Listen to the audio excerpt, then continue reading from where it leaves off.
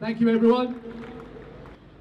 I'm going to read out the statement, which we're going to hand into Downing Street later on, which has been signed by over 20 former servicemen, British and American, in defiance of the war. All of them Afghan and Iraq vets. And so I'll crack on.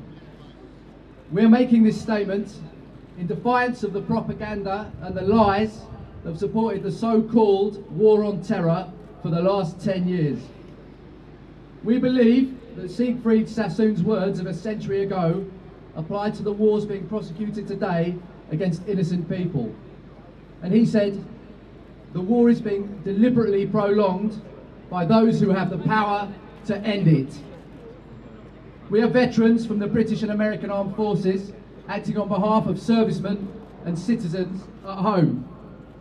We know that these wars have nothing to do with democracy or security or women's rights or peace or stability. They are fought for money and power and nothing else. Our comrades' blood has lubricated the ambitions of the few. The goals could only have been achieved by negotiation, and this remains the case. We have seen and endured the suffering of the soldiers affected by these wars, and unlike those who send them to fight, we know these people at a human level. We have seen and regret the suffering of the innocent people in the countries involved. We are protesting against the conduct of the war and the reasons it was started by the United States and the United Kingdom. We object to the insincerity and imperialistic objectives for which people continue to be sacrificed, displaced, tortured, imprisoned and wounded. On behalf of those suffering now, we make this protest against deception. It is our aim to destroy the myths and the ideas promoted at home that these wars are fought in the best interests of the people, or that they are in any way patriotic, meaningful or necessary for the interests of the great majority. 10 years is long enough for a war that has nothing at all to do with terror, yet it is carried out under that premise.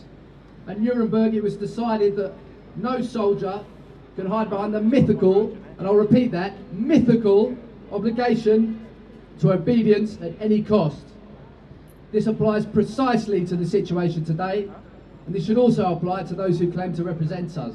And I'd just like to make a mention, obviously there are other servicemen locked up now, as I was, particularly obviously Bradley Manning and Mike Lyons, who's currently languishing on a political sentence in a prison in Colchester. There will be a vigil held for him, well, I'll get the date out, it's at the appeal court. I think it's on the 13th of next month.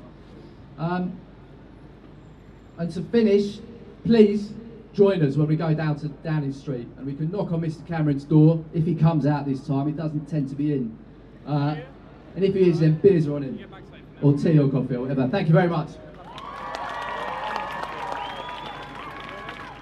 Joe, thank you very much.